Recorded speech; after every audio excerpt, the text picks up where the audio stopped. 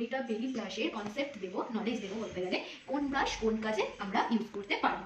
ঠিক আছে, ফার্স্ট এই ব্রাশটা, এটা হচ্ছে প্রাইমার বা ক্রিম, যে কোনো ক্রিম বা প্রাইমার ইউজ করতে পারবো।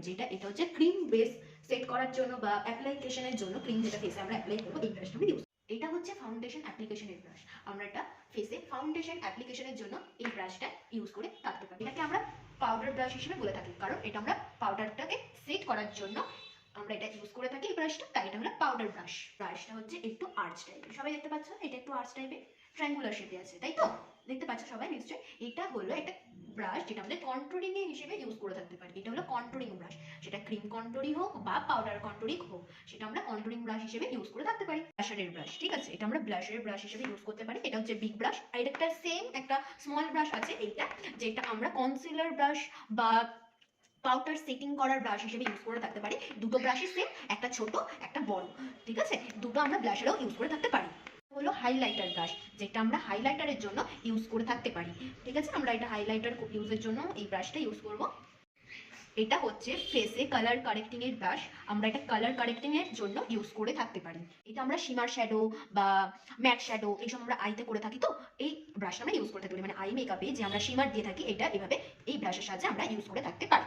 নেক্সট হচ্ছে আইব্রোজ ড্রয়ের ব্রাশ, ঠিক আছে, এটা আমরা আইব্রোজ ড্র করার জন্য এই ব্রাশটা ইউজ করে থাকতে পারি। পেছন দিকে স্পুলি আছে, এইটা আমরা শেপ বা স্মাচ করার জন্য ইউজ করে থাকবো।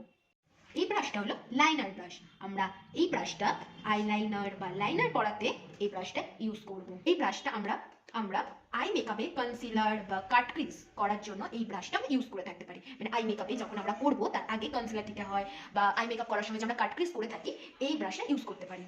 এই দুটো ব্রাশ আমরা লোয়ার লাইনে কালার স্মাচ করার জন্য ইউজ করতে পারি। সেটা আমরা কাজল হোক বা আইশ্যাডোর কোনো কালার হোক, যখন আমরা লোয়ার লাইনে দিই কালার, তখন আমরা লোয়ার লাইনে যে কালারটা থাকে ওইটাকে স্মাচ করার জন্য এই দুটো ব্রাশ আমরা ইউজ করে থাকতে পারি। ঠিক আছে, এই ব্রাশটা হচ্ছে সবকটা ব্রাশের থেকে একদমই আলাদা। এই ব্রাশটা দেখবে একদম ছোট্ট মতো একটা ব্রাশ।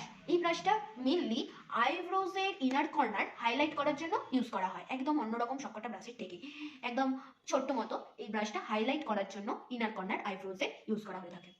আর বাকি রইল এই পাঁচটা ব্রাশ। ঠিক আছে, এই পাঁচটা ব্রাশ আমরা বিভিন্ন কাজে ইউজ করে থাকতে পারি, আবার কোনো কোনো কাজে ইউজ না হয়ে থাকতে পারে, কারণ মেইনলি আইশ্যাডো অ্যাপ্লিকেশনের ব্রাশ।